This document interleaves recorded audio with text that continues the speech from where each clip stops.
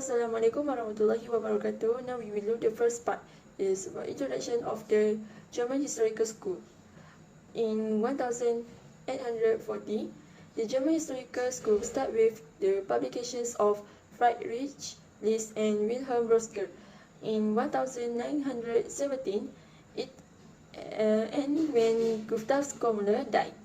In general, the economist has absorbed some of the ideas of the school, and the school is no longer exists as a distinct entity. The German historical economists were generally critical of classical economics.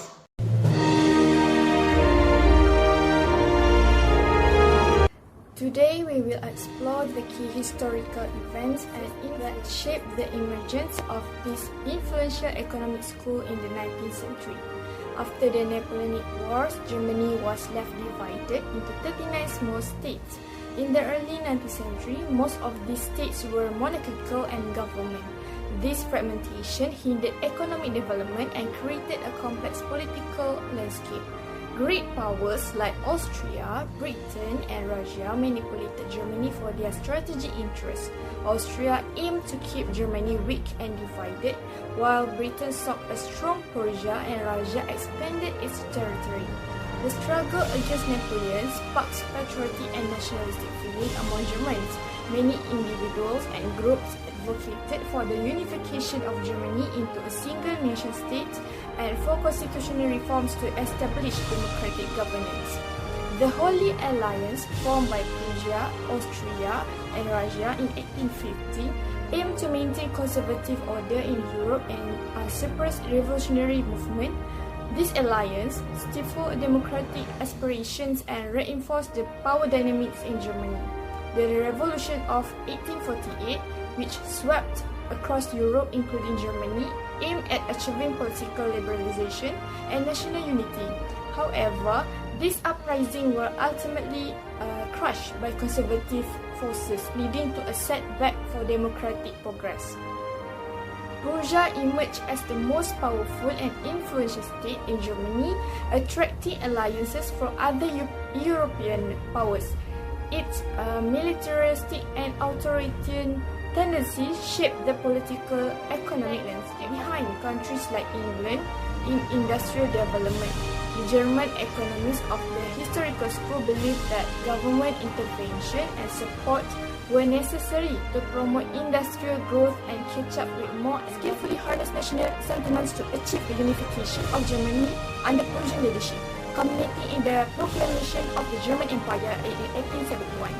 Otto von Bismarck, the Chancellor of the German Empire, played a pivotal role in the unification of Germany in the late 19th century. Known for his real political approach, Bismarck pursued a policy of strengthening Prussia and consolidating German states under Prussian leadership. Bismarck's diplomatic skills and strategic maneuver, including the use of war and alliances, led to the successful unification of Germany in 1871. As Chancellor, Bismarck implemented social reforms such as the establishment of the welfare state to address social unrest and strengthen the loyalty of the working class to the state. In Germany, mercantilist regulation persisted well into the 19th century, even after they had won in other European countries like Britain. The emphasis on state intervention in economic affairs under mercantilism influenced the economic thinking of the time, including the views of the German historical school economists. Britain's economic ideology was more cosmopolitan and individualistic, focusing on free trade and global economic interactions. British economic policy were influenced by mercantilist ideas in earlier centuries but evolved towards free trade principle by the 19th century, while German economic ideology, especially during the rise of the historical school, was characterized by nationalism and had focused the importance of national unity, industrial development, and government support of influence by classical economists like David Ricardo and John Stuart Mill, who emphasized abstract theory of value, distribution, and growth. The classical approach focused on universal economic principles applicable across different contexts, while the German Historical School took an evolutionary approach to economics, emphasizing the dynamic and changing nature of economic system. German economists believe in studying historical and social context to develop economic theories and tailor to specific national circumstances. Nationalistic sentiment, patriotism, militarism, and a sense of duty and hard work influenced the economic thinking of the German Historical School. They emphasized the positive role of the state in fostering economic development and social welfare. Nationalism, a powerful ideological force, emerged in 19th century Europe, promoting the idea of national identity and unity in Germany. Nationalism played a crucial role in the unification process as a variant German-speaking states sought to overcome political fragmentation and assert their collective identity. Nationalism in Germany was intertwined with notions of militarism, patriotism, and a strong sense of duty and a loyalty to the state, as exemplified by Bismarck policies and the subsequent development of a unified German nation-state. The historical background of political division, nationalistic fervor, and economic disparities laid the groundwork for the unique perspective and theories put forth by economists associated with German historical schools such as Friedrich List, Wilhelm Rocher, Gustav Smoller, and... Hi, my name is Tina Binti Muhammad Rasadi, metric number 8285346. I will continue the presentation with the major tenet of the historical school. There are 4 principles or basic in the thinking of German historical economics. First is evolutionary approach to economics. This major tenet is about the historical school apply a dynamic evolutionary perspective in its study of society. It concentrates on cumulative development and growth. An analogy was sometimes drawn to Darwin's evolution in biology. The social organism is born, develops and grows and finally decays and dies. Socially is constantly changing. The picture on the side shows the theory of evolution by Charles Darwin. He changed the way the people of the world view themselves through his amazing idea on evolution and natural selection, where human is actually started from the monkey and then increasing evolved into human. Therefore, what is relevant economic doctrine for one country at the particular time may be irrelevant for another country or another age. This relativistic approach was especially useful in attacking classical economy as being unsuitable for Germany. Second is emphasis on the positive role of government. The historical school was nationalistic, while classical economics was individualistic and cosmopolitan. In Germany, it was the taste that fortress industry, transportation, and economic growth. In the process of defending a unified economy, it was easy to develop an ardent nationalistic glorification of the state. The historical school gave great prominence to the need for state intervention in economic affairs and emphasized that the community has interests of its own that are quite distinct from those of the individual. As you can see in the slide, there are pictures that showing a symbol of the role of the government. Third is advocacy of conservative reform. Political economists say the historical economists must not merely analyze motives that prompt economic activity, but must weigh and compare the moral merit of this action and their outcome, such as equality versus equity. It must determine a standard of the proper production and distribution of wealth, so that the demand of justice and morality are satisfied. The historical economics thought the German state should be entrusted with the amelioration of conditions for the common man. CSH promote moderate reform that frustrate the drive for more radical democratization of society, such as promoted by socialists. Instead of the poor and lovely fighting and winning your own battle for improvement, concessions were given them by paternalistic stage. As you guys can see in the first picture on the slide, it showed the example of equality and equity where inequality, not everyone get the outcome even though they have been helped, because according to their need pattern, where inequity everyone gets the fruit because they get help according to their perspective needs pattern. As a result, reality, nationalism, and servility to the state were more widespread in Germany, divert the working class from extreme socialist ideology. Lastly is inductive or historical approach. The economics of the historical school emphasize the importance of studying the economy inductively as part of an integrated whole, because economics and other social phenomena are interdependent.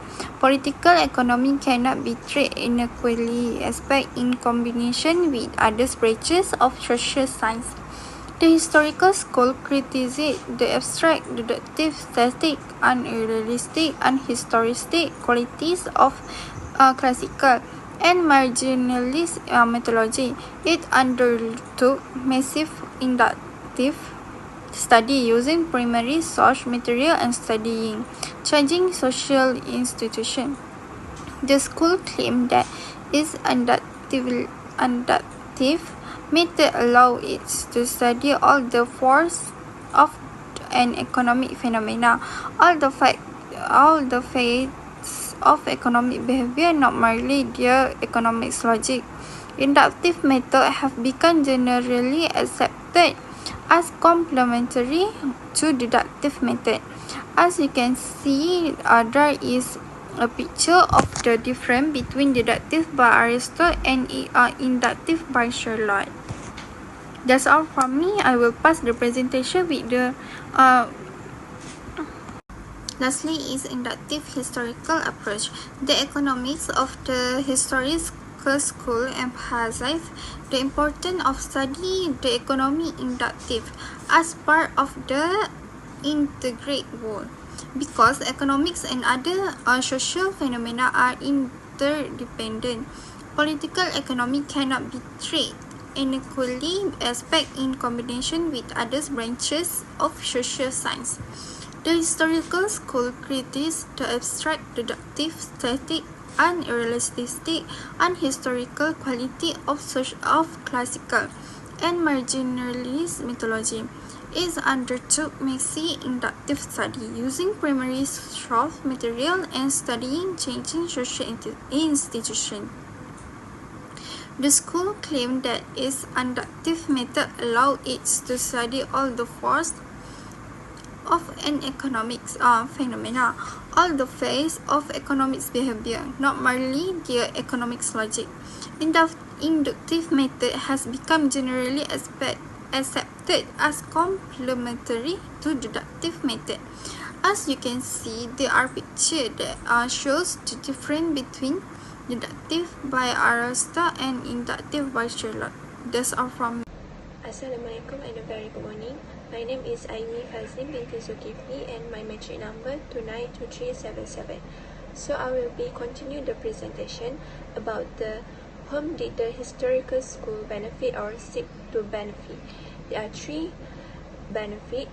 The first one is member of the German historical school.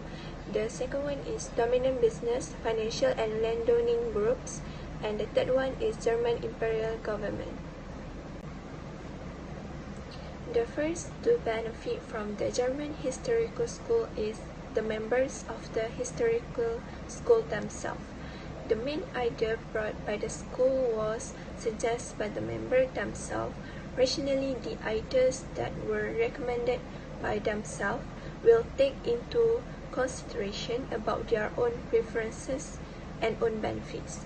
The good relationship and close contacts they have with the government official has significantly contributes to allow them to gain important position in academic life such as university. It is possible because most of the university were controlled by the German government, which they had close relation with. The members of the historical also gained the dominant position in academic posts through the help of Schmuller, which is also known as Professor Maker. Schmuller influence at the Prussian Ministry of Education has allowed him to control a majority of the academic appointments in Germany.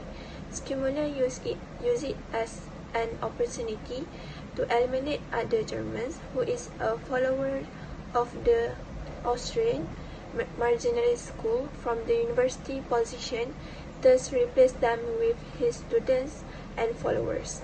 This is to prevent other schools of thought from gaining support by the Germans. Next, the German Historical School also seek to benefit the dominant business, financial, and landowning groups. They were served by the members of the historical school by introducing new reformation, which preventing the rise of more radical democratization in the society. It is believed the landowners, business, and financial groups earn benefit when there is no democracy. Instead of the poor lowly fighting and winning their own battle for improvement, privilege was given by a paternalistic country to let them do something to end their conflict or battle. The effect of it became the reason why in Germany the widespread of severalty, nationalism, and loyalty to the regime are greater than other places. The third one is the German imperial government also gained benefit from the historical school by sustaining the government position in a nationalistic state.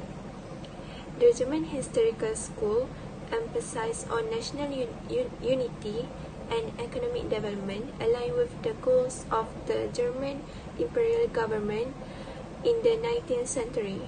By promoting a nationalistic narrative that emphasized Germany historical and cultural heritage, the historical school provided intellectual support for the government efforts to strengthen the nation state.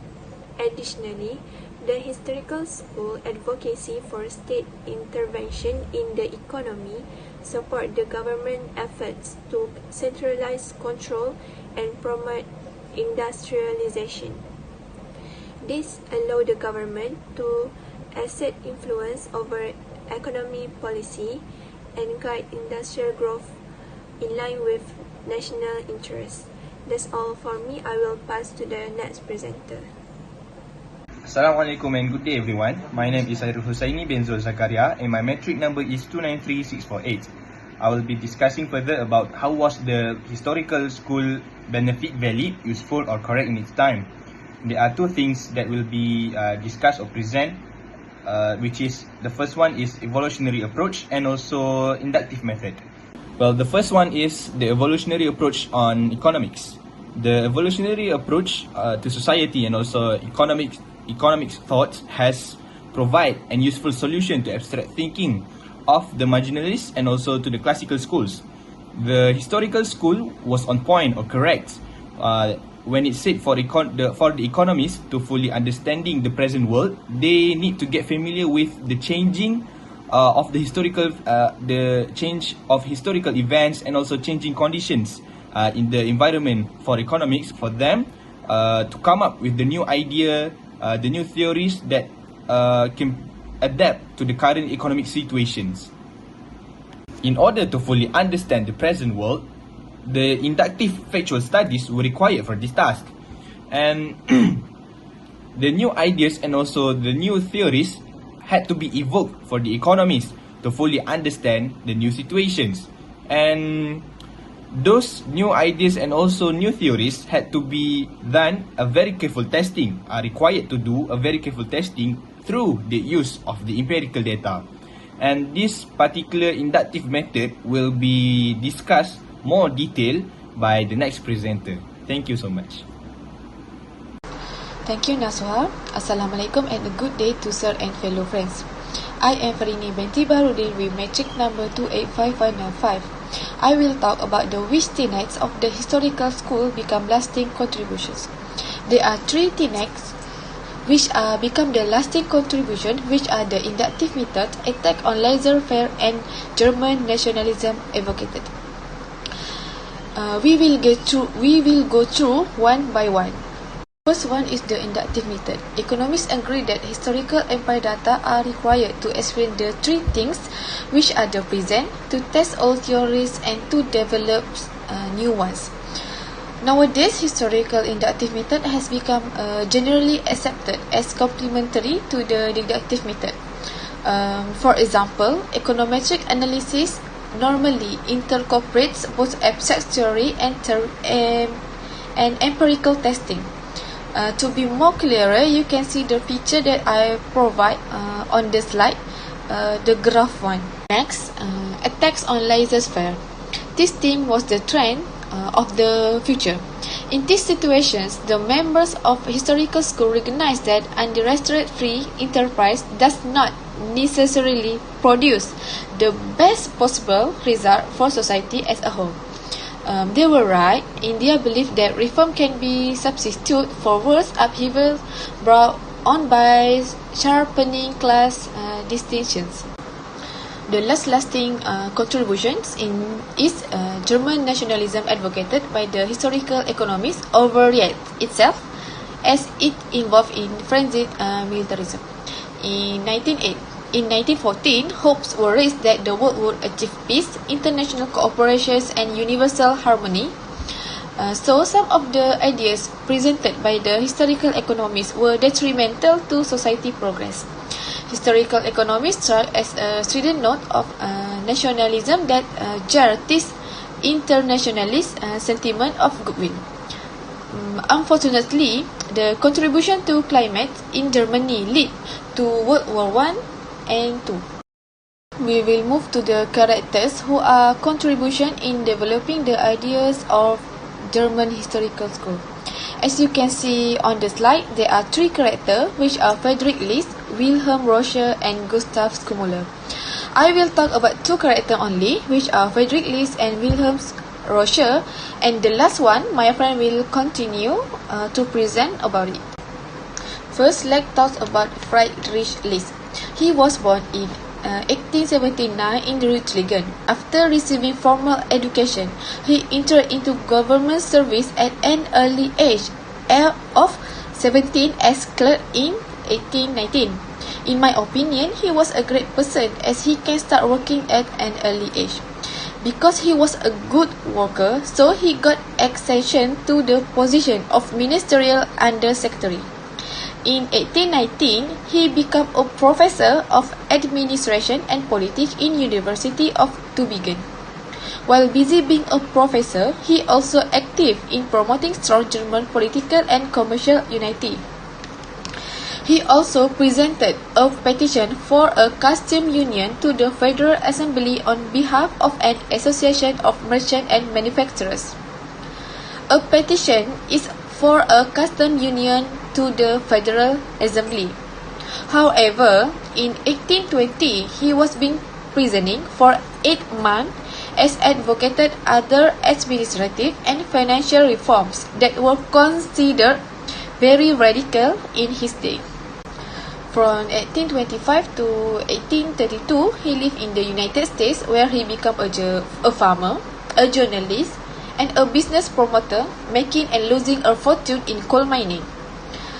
His protectionist idea gained much more popularity in the United States than in Germany. After returning to Germany, he became an ardent advocate of a railway network for Germany. The railway lines later built a German word to follow closely his sketch in pamphlet published in 1833. His efforts to create a German custom union were realized in the establishment of the Zollverein in 1834. The plan he presented for a German postal system and a national patent law were realized more than 20 years after his death. Unfortunately, due to ill health, financial difficulties, and despair over the delay in German unification's darkness in his latter day, he committed suicide in 1846. His great work was The National System of Political Economy, published in 1840. The book is in the middle of my point, if you can see that. First, he would like to do a protection for infant industry. He advocated free trade within Germany while championing a high tariff against import of manufacturing goods to protect newly emerging domestic industries. This position is now commonly called the infant industry defense to tariff. He opposed protection for agriculture because this was an old, mature industry, and because of manufacturing required cheap food for labor and cheap raw material. He also severely condemned Adam Smith and his followers for claiming universality for doctrines that were inappropriate for England and inappropriate for underdeveloped countries. Heavy emphasis was placed on what history teaches and the importance of the state. List also applied his arguments against free trade to less developed nations such as Germany in 1840 when it had only infant industry. Only after a country reached industrial maturity could it revert for a free trade. Then, he also denied Adam Smith's notions of the harmony of interest. List arguing that the immediate private interest of certain number of the community does not necessarily lead to the highest good of a whole. For him, a nation may be suffered. National unity, which is the result of fast development, is necessary to the individual, whose interest should be subordinated to the preservation of these onenesses. You can see the quote from him, which he said, "An individual in promoting his own interest may injure the public interest. A nation in promoting the general welfare may check the interest of a part of its member." So, in my opinion, to do something, we need to see overall which are the advantages and the consequence of doing it. Lastly, he also increases the productive power. Military preparations, war, and war debts, said he, may in certain cases immensely increase the productive power of a country. He gave the example England. England will increase value that England receive annually, which is increased output produced far exceeded the annual interest as it is a largest war debt. He also say that spending money on supplying its armies, which means shipping goods to the theater of the war, will run foreign manufacturers and ensure England industrial supremacy. Now, we will move to another character, which is Wilhelm Roscher. He studied history and political science at Göttingen and Berlin. In 1840, he became a lecturer in both these subjects, which are political and economic, at the University of Göttingen. In 1844, he was called to the University of Leipzig, where he remained until his death. His 5-volume textbook, Economic Science, took 40 years to complete, which is from 1854 until 1894. It was widely used in German school. The first volume reached 13 editions by 1878 when it was translated into English as Principle of Political Economy. You can see the book at the site I think at my left hand side, the book is with a blue cover. Beside that, he also one of the founder of the older historical school, or we can call it OHS. OHS wanted to supplement classical theory, where the younger historical school YHS will lead.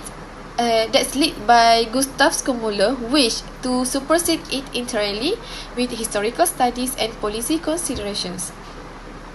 Although Rocher repudiated the classical economics that he had learned in his youth, but he still built upon these ideas. This was the basis for the YHS condemnation of OHS. His contribution are by two, historical method and historical basis of deductive methods. First, let's focus on historical methods.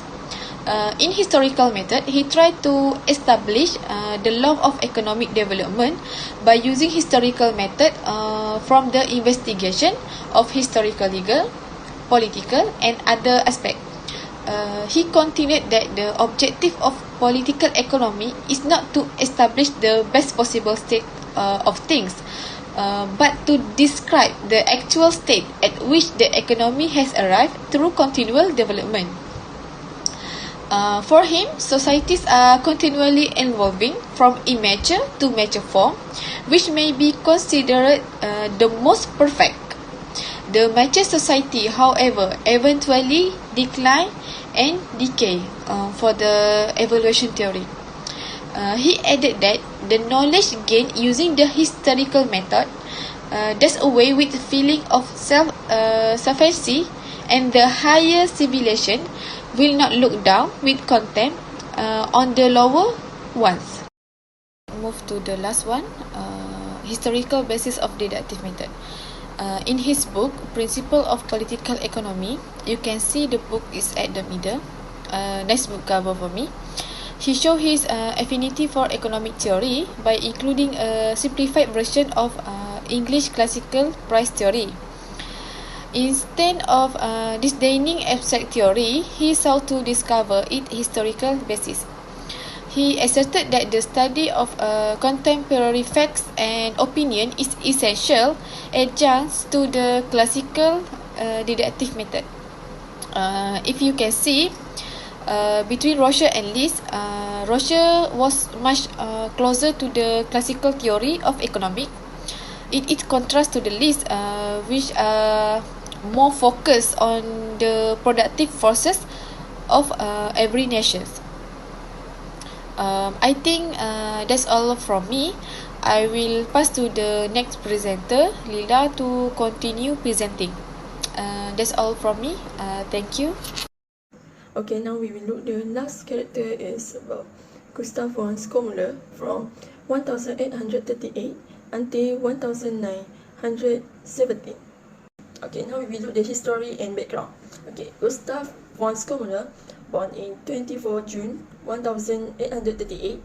Place of birth is Heilbronn, Germany.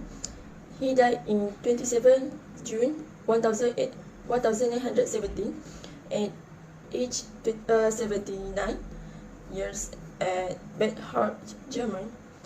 Skomler was leading figure of younger historical school, YHS. He also a professor of political science at Herrhausstabrock in Berlin. He also an active member of the Academy of Science and House of Lords of the Prussian Diet.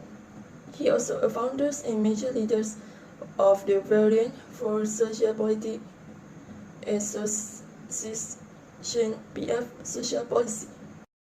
Okay, next, the organization advocate social legislation and help promote to the idea of greater government activity such as social and academic. And then, Skomler wanted to develop economy exclusively on the basis of historical monograph. And lastly, he was antagonistic to deductive method, as he is one of the scholars that contributes to inductive approach in economics. Okay, next we will look the methodology.